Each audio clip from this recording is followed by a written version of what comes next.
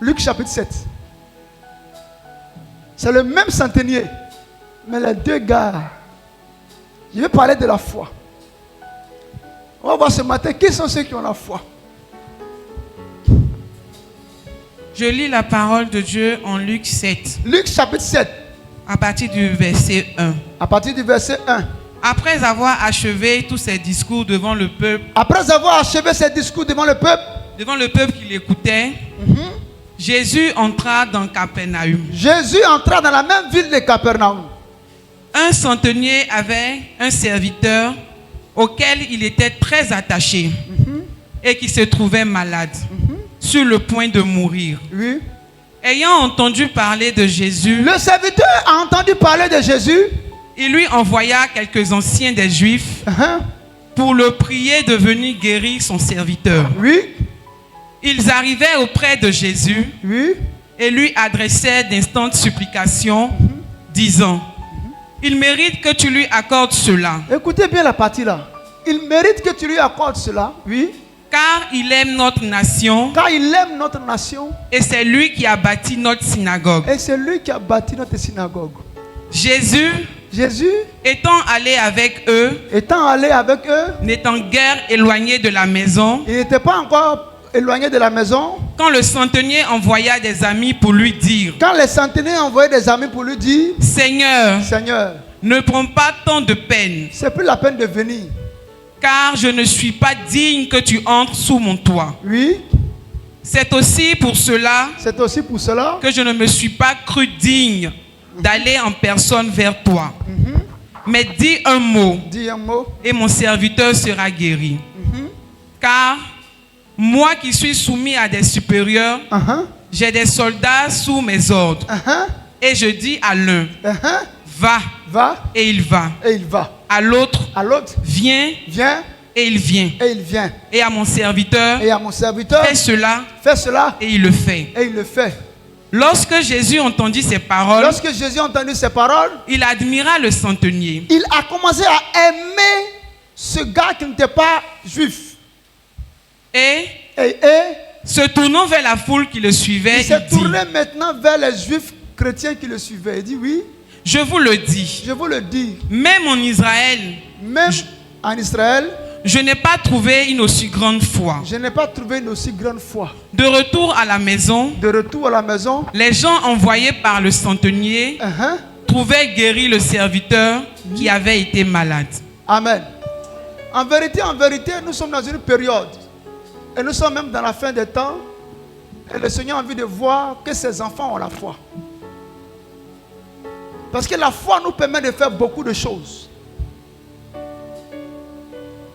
Mais ce passage nous démontre qu'il y a même des chrétiens, il y a même des gens qui ne sont pas chrétiens qui ont plus de foi que des chrétiens. Là où certains qui ne sont pas chrétiens manifestent une foi qui étonne Dieu. En ce même endroit, les enfants de Dieu qui ont vu Dieu, qui sont chrétiens, baptisés et qui ont grandi en niveau dans l'église, baissent de foi alors qu'ils sont autour de Jésus, alors qu'ils sont autour de l'autel, alors qu'ils sont dans la maison de Dieu, alors qu'ils sont autour de l'homme de Dieu, alors que ce sont eux-mêmes qui doivent plus avoir la foi en lui, foi en son ministère, foi en l'église, foi en la parole de Dieu. C'est eux-là même. C'est maintenant que leur foi diminue et les hommes du dehors, les gens du dehors ont plus de foi que les fils de Dieu. Cette tragédie est arrivée à Jésus. Ici, on parle du même centenier. Mais Luc ajoute quelque chose de nouveau. Il dit que le centenier ne s'est pas déplacé lui-même. C'est encore plus grave. Il ne s'est pas trouvé digne. Parce qu'il voit que Jésus est trop grand. Lui, les païens, il ne connaît pas. Il croit que même les chrétiens sont mieux que lui. Parce qu'eux, ils peuvent approcher Jésus. Mais lui, il ne peut pas.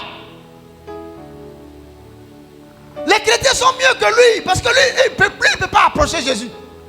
Pour que Jésus vienne à lui, il dit à certains anciens, allez-y le voir pour moi, pour qu'il vienne guérir mon serviteur. Vous savez, pour apprécier la santé, il faut être en bonne santé. Il faut être malade. Aujourd'hui, dimanche là, il y a des gens qui sont couchés, tuyaux partout. Hier, ils allaient à l'église, dans le temple. Hier, ils avaient tous leurs 2 pieds, tous leurs bras, toutes leurs têtes pour venir adorer. Ils venaient une fois par mois. Et puis, on ne sait jamais, on ne le souhaite pas.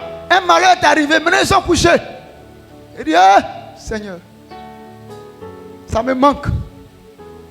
Aller à l'église, adorer, oh Dieu, ça me manque. La louange, l'adoration.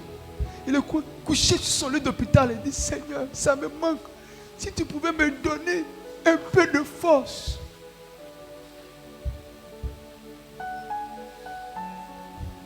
Ce que tu as, d'autres n'ont pas. Alors le centenier, il va faire quelque chose qu'on va retenir aujourd'hui. Il envoie les anciens. Allez dire à Jésus que mon serviteur est malade, qu'il vienne le guérir. Jésus n'avait pas, ici Jésus n'était pas prêt à aller là-bas. Mais les anciens disent à Jésus, hé, le gars là, il mérite que tu ailles là-bas. Jésus dit, mais pourquoi? Pourquoi vous voulez que moi je parte là-bas? Parce que Jésus a dit, je ne suis pas venu. C'est pas ça? Je ne suis pas venu pour les païens. C'est pas ça? Je suis venu pour les juifs. Je suis venu pour Israël. Je ne suis pas venu pour les païens. On dit, lui là, il mérite. Hein? Ce n'est pas n'importe qui. Jésus, il a fait quoi? Dites-moi ce qu'il a fait. Premièrement, il aime notre nation. Et deuxièmement, c'est lui. C'est lui. C'est pourquoi Seigneur, tu ne peux pas ne pas partir. Hein? Le gars là, c'est un païen, c'est vrai. C'est vrai, il ne connaît pas Dieu. C'est un païen, peut-être qu'il boit. Il fume. Seigneur, peut-être qu'il y a 3 femmes. C'est vrai. Il ne faut pas considérer ça. Il ne faut pas considérer ça. C'est étonnant. Hein? C'est les anciens qui disent ça. Viens. Il faut aller. Il aime notre nation. Un. Deuxièmement, il fait quoi? Il a construit la synagogue, le lieu où tu viens prêcher là. C'est lui qui a construit. Le gars là, il aime les chrétiens. C'est ça la nation. Il aime les chrétiens. Quand les chrétiens font une petite manifestation, il est là. Mais il n'est pas chrétien. Mais il est païen. Mais souvent on le voit, il est bien saoulé. Souvent on le voit, il a une grosse voiture, il a tout. Il a une maîtresse. Bien, c'est vrai, on voit ça. Il n'est pas encore prêt. Il ne t'a pas encore accepté comme Seigneur et Sauveur. Mais il aime les chrétiens. Quand on fait un programme, il dit, mais qu'est-ce que je peux faire? C'est pas ça? Qu'est-ce que je peux faire pour l'œuvre de Dieu? Quelle fois vu les hommes comme ça? Ça existe. Ça existe. Regardez, Jésus n'a pas refusé. Tellement les anciens ont insisté. Jésus est allé chez lui. Pourquoi? Il a bâti la synagogue. Ce matin, je voudrais terminer par là pour que tu comprennes quelque chose. Il y a des gens qui ne vont jamais rater la visitation de Dieu sur la terre. Pourquoi? Pourquoi? Si tu veux faire partie de ceux-là, je n'ai pas dit qu'ils vont pas aller au ciel. Hein. Je ne parle pas du ciel. Écoutez-moi très bien. Je n'ai pas dit pour être sauvé. Pour être sauvé là, ça c'est un autre domaine. Mais je dis, pour que Jésus arrive dans ta maison, le jour où ton Lazare va mourir, le jour où ton serviteur va être malade, qu'est-ce que je suis en train de dire? Le jour où tu vas avoir une peine terrible, une situation terrible, tu n'es pas mort pour aller au ciel. Je ne parle pas de la mort pour aller au ciel. Mais le jour où tu vas avoir quelque chose de pressant dans ta maison, une situation difficile, même la mort est entrée dans maison, si tu veux voir Dieu intervenir dans des situations irréelles, apprends à être parmi ce genre de personnes. Ils font quoi? Ils bâtissent la maison de Dieu.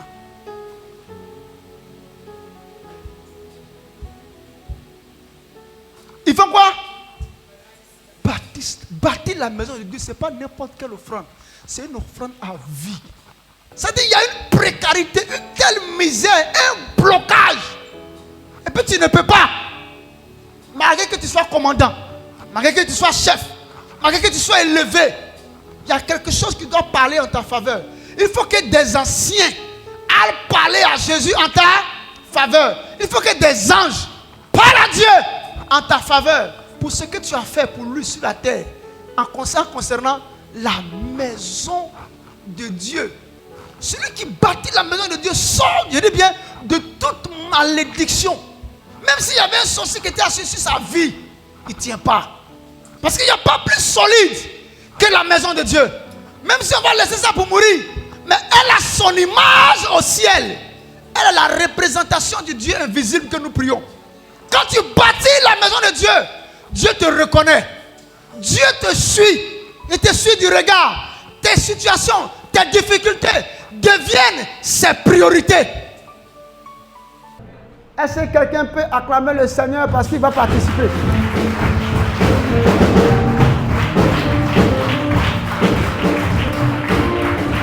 Alléluia! Que le Seigneur soit avec toi. Que sa grâce se déverse dans ta vie. Qu'il t'accorde la grâce de l'honorer par tes prémices. Qu'il t'accorde la grâce de l'honorer par l'œuvre de tes mains. Par tes offrandes et par tes actions de grâce dans le nom de Jésus.